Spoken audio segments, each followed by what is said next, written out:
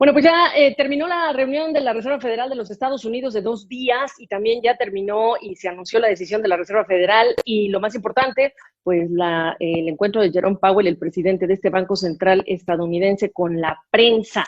Y este encuentro nos genera mucho interés y mucha expectativa generada en el mercado por un factor determinante, y es que se trata de la última reunión de la Fed antes de la elección presidencial del 3 de noviembre, y a todos interesa saber cómo está dejando a la economía encaminada y si es que o no él como presidente del Banco Central pues tiene o no algún sesgo político, y la idea es que no lo tenga, ¿verdad? Pero bueno, vamos a hablar de estos temas y de lo que trascendió para un experto que nos puede encaminar mejor, y el experto de esta tarde que nos acompaña, ahí lo tienen ustedes desde nuestra Atlanta, Georgia. Yo te saludo desde México, profesor Antonio Sarabia. Él es profesor de Economía de Mercer University y también es director del Centro de Estudios para la Economía y la Libertad. Qué gusto saludarte. Te preguntaba yo que cómo está mi Atlanta.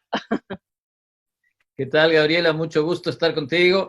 Atlanta amaneció feo hoy día, está nublado, está lloviendo. Me parece que por el huracán que nos toca un poco de refilón. Pero encantado de estar contigo y charlar sobre este tema. Oye, bueno, ¿cuáles son tus notas? Compártenos qué es lo que viste de lo que escuchaste, además del comunicado y de la decisión, que nos esperaba mayor cambio, claro. Claro que sí. La conferencia de prensa, yo diría que fue exactamente lo que nosotros esperábamos, pero más que nosotros, lo más importante es lo que los mercados esperaban, ¿no? Lo que los inversionistas esperaban. Jerome Powell sacó todas las bazucas, todo el armamento de la Reserva Federal, básicamente en dos tipos de instrumentos, ¿no? El primer instrumento es: vamos a seguir manteniendo las tasas de interés cercanas a cero, ustedes no se preocupen, eso se va a hacer incluso hasta cuando tengamos una recuperación ya moviéndose. Y lo segundo, vamos a seguir comprando activos a un ritmo de más o menos 80 billones, en inglés 80 billones de dólares, al mes, ¿no? Que compran los Treasury Bills, los bonos del tesoro. Entonces, en ese sentido, otra vez, fue más o menos lo esperado. Jerome Powell tratando de dar seguridad a los mercados, aún más allá, aún cuando tengamos una vacuna, aún cuando lleguemos a entrar en recuperación, la Fed está dispuesta a seguir manteniendo las tasas bajas, darle liquidez a la economía para que siga la recuperación. Ahora, profesor, tú sabes mejor que nosotros de esto. Desde la reunión ahora virtual en Jackson Hole, que es una reunión anual de banqueros centrales, mucho se dijo sobre el cambio de estrategia de la Reserva Federal en relación con la inflación. ¿Por qué esto es importante y qué reitera el presidente de la Fed en relación con este objetivo? Llevamos muchísimos años con un objetivo de 2%. Era el número mágico, ¿no? El 2% de inflación. Entonces, el mandato de la Reserva Federal consiste en dos cosas: mantener el máximo nivel posible de empleo y mantener la inflación en alrededor de ese 2% mágico. Bueno, la Fed se ha dado cuenta que los precios han estado subiendo muy progresivamente, muy despacito en los últimos años. Incluso si tú te acuerdas, el 2019, al final del 2019, cuando la economía estaba muy fuerte, incluso casi recalentándose, la inflación no llegó a pasar de 1.6%. Entonces, lo que piensa ahora la Reserva Federal es de: mira, vamos a asegurarnos de que la recuperación llegue, vamos a asegurarnos de que la recuperación sea sólida, y si tenemos que pasar nuestro objetivo un poquito más allá del 2%, pues no importa. En ese sentido, abandonamos la estrategia del 2%, nos permitimos una flexibilidad y subir incluso más allá del 2% si fuera necesario, porque creemos que tenemos que apuntalar la recuperación económica. Ya después, si quieres, nosotros podemos hablar de cuál es el efecto en largo plazo de eso, ¿no? Porque lo que quiere la Reserva Federal es asegurarse que la recuperación sea sólida. Pero bueno, más allá de eso, cuando tú imprimes tanto dinero, tienes obviamente serios riesgos de inflación en el futuro. Claro, y por eso lo que quiere decirnos es que va a estar cómodo y que a todos nos deberíamos sentir cómodos, y los inversionistas deberían sentir cómodos si es que vemos más allá de lo que estamos acostumbrados, digamos que ajustando expectativa, ¿no? En pocas palabras. Exactamente. Pero hay que tener muchísimo cuidado con esto, ¿no? Muchísimo cuidado porque fíjate que cuando tú abandonas ese nivel de inflación, ese objetivo, y te permites esta flexibilidad de ir más allá del 2%, empiezan a surgir preguntas interesantes y un periodista se la hizo esa pregunta a Jerome Powell hoy día. ¿Qué significa mantener una tasa de inflación arriba del 2% temporalmente? ¿Qué es temporalmente? ¿La podemos mantener un día, un mes, un año por encima del 2%? ¿Ah? ¿Cómo se entiende esto? ¿Hasta dónde puede llegar la Reserva Federal? Hay un dato que yo te quiero dar que es importantísimo para entender los riesgos de esto. La posición del dólar como moneda de reserva global ha ido decreciendo, se ha ido haciendo más débil en los últimos meses. ¿Por qué? Porque la Reserva Federal ha impreso, muchísimo dinero, inyectado muchísimo dinero en la economía. Si tú te fijas, el index spot del dólar de Bloomberg, el dólar cayó 10% desde marzo. Es decir, casi todo otro activo se ha hecho más fuerte en relación al dólar. Entonces, esta es una preocupación porque si seguimos imprimiendo y seguimos dándole a la maquinita, en algún momento el dólar va a perder esa reserva de valor global y eso tendría efectos en los Estados Unidos. Los Estados Unidos puede anotar muchísima deuda al momento porque todo el mundo quiere el dólar. El momento en que ya la gente empieza a rechazar el dólar porque el dólar cae en valor, entonces tenemos problemas, ¿no? Ese es un problema de largo plazo que hay que tener cuidado. El segundo, Gabriela, que yo tendría mucho cuidado es uno no puede descartar inflación en activos. O sea, por el momento, en bienes y servicios en la economía, no vemos una inflación que vaya a pasar del 2% y la Fed dice, incluso vamos a ir un poquito más allá. Pero si tú ves activos, ya tenemos inflación en activos. ¿Ah? El mundo financiero se desacopla del mundo real y eso es muy peligroso. Fíjate, por ejemplo, que con una tasa de interés de préstamos para casa, lo que se llama el mortgage, de menor al 3%, hay muchísimo movimiento en el sector de bienes raíces en este momento. Se están construyendo más casas, se están comprando más casas y esto nos vuelve a recordar, oh Dios, ¿no? La famosa burbuja que empezó precisamente cuando las tasas de interés fueron tan bajas. Entonces, en términos de activos, en términos de bienes raíces, ya empezamos a ver una inflación y es lógico porque se ha inyectado trillones de trillones en la economía, ¿no? Entonces, hay que tener esa preocupación. Y termino bien rapidito. Una tercera preocupación para mí en el largo plazo es la deuda. Cuando tú bajas la tasa de interés tan bajo, cercano a cero, por tanto tiempo, lo que hace la gente es se presta plata, porque es muy barato prestarse plata.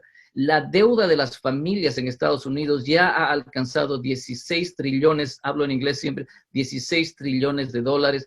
La deuda de los negocios, de las empresas, está también alrededor de 16, 17 trillones de dólares. Y la deuda del gobierno, obviamente, a 20 trillones de dólares. Acuérdate que el Producto Interno Bruto de Estados Unidos son 20 trillones. Entonces, estamos hablando de un país tremendamente endeudado y eso se va replicando alrededor del mundo. Entonces, en el futuro, 3, 4, 5, 6 años, cuando tengamos que empezar a pagar esa deuda, vamos a ver un efecto en la economía. Esos son problemas de largo plazo que Jerome Powell no los mencionó hoy día, pero que habría que preocuparse. Por supuesto, y son de largo plazo y bueno, me puedo quedar en este solo capítulo para decirte y a incluir al mundo entero, ¿no? Estados Unidos, el resilience, la resistencia de esta economía en relación con el resto de las del mundo, los problemas estructurales que tienen las del resto del mundo, nos hacen pensar menos en que el problema de Estados Unidos es un problema serio, aunque sí es un serio problema, por cierto, y nos hacen pensar menos en eso y más en el resto del vecindario, y por eso a veces lo descartamos, pero lo que estás diciendo es importantísimo. Ese es una parte del mandato del Banco Central estadounidense, pero como bien señalas, pues hay otro mandato que es el del empleo. Y en ese tema del empleo te quiero preguntar, 11 millones de trabajadores que tienen hoy día, que no tienen ingreso y bueno, seguro de salud, que vamos a decir, ¿no? Que está vinculado en Estados Unidos, ambos, los desempleados a los que se refirió Jerome Powell. ¿Qué viste dentro de la conferencia? ¿Qué te preocupa dentro de lo que es el ámbito de la economía estadounidense en cuanto a recuperación del empleo? Mira, la Reserva Federal tiene esos dos mandatos que decía antes, ¿no? Mantener el máximo posible de empleo, pero con una inflación que no se desemboque, ¿no? Mira, en términos de desempleo, hemos llegado a tener 15% de desempleo en abril de este año, pero eso ha bajado a 8.4%. Hemos hecho esfuerzos y progresos sustanciales en términos de seguir disminuyendo el desempleo. No hemos llegado y no vamos a llegar, según Jerome Powell, hasta el 2023. Esas son las proyecciones de la Reserva Federal. Hasta el 2023, a ver otra vez ese 4%, 3.5% que tan bien nos hizo el 2019. Vamos a mejorar en términos de desempleo, va a costar, va a tomar un tiempo y por lo tanto hay que tener paciencia. Pero hay que ser muy cuidadoso y responsable. La Reserva Federal podría decir, bueno, yo quiero 0 desempleo para noviembre y para eso, ¿no? Me desemboco y empiezo a generar muchísima... Hay que tener mucha responsabilidad. Entonces, yo recomendaría paciencia.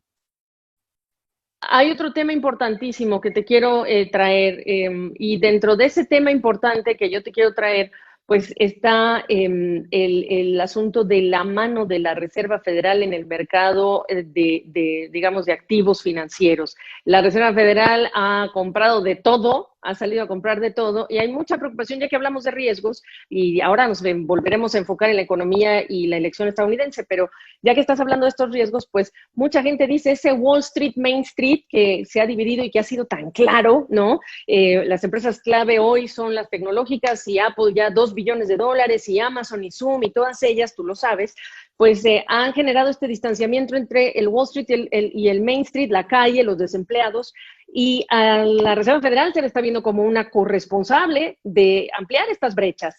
Y hasta ahorita no estamos enterados, me corregirás tú, de cuándo va a sacar la mano de este otro lado, en donde los inversionistas pues se aprovechan porque dicen, ahí está la Fed, no importa, yo voy a seguir comprando, no importa que sean bonos de altísimo riesgo, porque pues ahí está la Fed y cualquier cosa, ahí está la Fed, el famoso moral hazard. ¿Qué me dices de ese punto?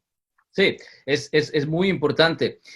Yo te diría que este anuncio, que tú lo decías bien en la introducción, es la última reunión de la Fed antes de las elecciones.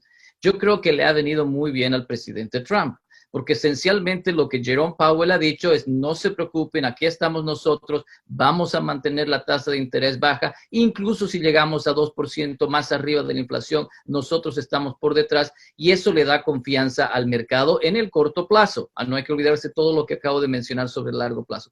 Pero en el corto plazo, las empresas siguen invirtiendo en activos, en bienes raíces seguimos construyendo casas, seguimos vendiendo casas, eso genera trabajo en el sector de construcción, etcétera, etcétera, y podemos ver una caída progresiva en el desempleo. Entonces, en el corto plazo, la política monetaria expansiva siempre va a tender a favorecer el crecimiento y favorecer la generación de empleo. Hay que entender un punto, aquí se desacopla, ¿no?, el mercado financiero del mercado real. El mercado financiero tiende a ir más rápido que el mercado real. Entonces, los precios de los activos tienden a subir más rápido que los salarios, por ejemplo, ¿no? Entonces, la pregunta del millón va a ser en los próximos 2, 3 meses, ¿podemos empezar a ver un crecimiento económico que sostenga al mercado financiero que se disparó unos meses antes, ¿no? Es decir, podemos ver una convergencia entre los dos, entre los dos sectores de la economía, el sector financiero y el sector real. Si eso sucede, si empezamos a ver en septiembre, octubre, ¿no?, crecimiento, eso obviamente otra vez favorece al presidente en sus afanes de reelección. De lo contrario, obviamente, le daría ventaja a Biden. Oye, dos cosas ya para cerrar, para irnos. Lo bueno de no estar en televisión y sí estar en redes sociales es que esto se puede alargar un poquito, aunque no lo quiero hacer aburrido, pero me parece interesante preguntarte, nos deja entonces encaminados el presidente de la Fed, pues con esta promesa a que todo va a estar bien, pero ¿y si hay rebrotes? ¿Y si llega el invierno? No hay vacuna. El presidente Trump puede decir misa, pero tú sabes muy bien que una cosa es decir existe la vacuna y otra cosa es distribuirla y la siguiente cosa es ponerla, aplicarla. Entonces, ¿qué hay si de aquí a noviembre tenemos estos rebrotes? Pero porque más ya empieza el frío y yo te cuento, hay la confusión entre los síntomas de un resfriado y con los del COVID-19, ¿eh? Claro que sí. No, sí, pero yo creo que es precisamente entendiendo ese riesgo que Jerome Powell hace este anuncio tan fuerte, tan comprometido de decir no vamos a mover las tasas de interés, vamos a seguir comprando activos. Yo creo que precisamente porque en el fondo él tiene la idea de que si algo raro pasa, si algo malo pasa, tenemos los instrumentos. Sí. En otras circunstancias, si tuviéramos un poco más de certeza de que la vacuna va a llegar y va a ser efectiva, probablemente Jerome Powell hubiera dicho, bueno, ya la fiesta se ha hecho muy larga, ya hemos tenido tasas de interés muy bajas por largo tiempo, empecemos a recortar, pero no lo ha hecho y yo creo que mucho de eso tiene que ver con ese riesgo que mencionas. Que por cierto llama la atención que haya dicho por segunda vez, y no fue él el primero en decirlo, pero que llevar la máscara, portar la mascarilla, el cubrebocas, es una manera de ayudar a la economía. Te cuento que acá en México el secretario de Hacienda lo dijo casi emulando pues las palabras del presidente de la Fed, creo que fue primero Bob Kaplan, creo, o Richard Kaplan, perdón, y después Jerome Powell, y el presidente de México se rió, dijo que no hay que exagerar, yo creo que no, que se equivoca. Pero la última pregunta que tengo para ti, pues es el llamado a los congresistas a hacer un estímulo adicional, y con eso quiero que me digas de cuánto crees que es necesario y si coincides para cerrar. Bueno, Jerome Powell mencionó esto porque se le hizo esta pregunta esta tarde, ¿no? ¿Será que todo este arsenal que saca la Reserva Federal es porque del lado fiscal, del lado de la política fiscal, vemos que no vamos a tener el apoyo porque demócratas y republicanos no se ponen de acuerdo en un plan de rescate? Entonces, creo que tiene también, va también por ahí. Yo sería muy cuidadoso yo sé que la gente quiere escuchar que sí volvamos a tener el seguro de desempleo, los $600 semanales, incluso aumentámosle a $1,200 semanales. Yo sé que es importante, yo sé que hay gente que está viviendo al día a día, pero hay que tener muchísimo cuidado. El déficit del sector público del gobierno se ha venido incrementando muchísimo. La deuda está en 20 trillones, déjame apagar esto porque la deuda está en 20 trillones de dólares y entonces, otra vez, en el largo plazo, estos estímulos nos pueden tener un efecto negativo y pueden retrasar ¿no? La convergencia esa de la que hablaba antes. Así que hay que ir con mucho cuidado.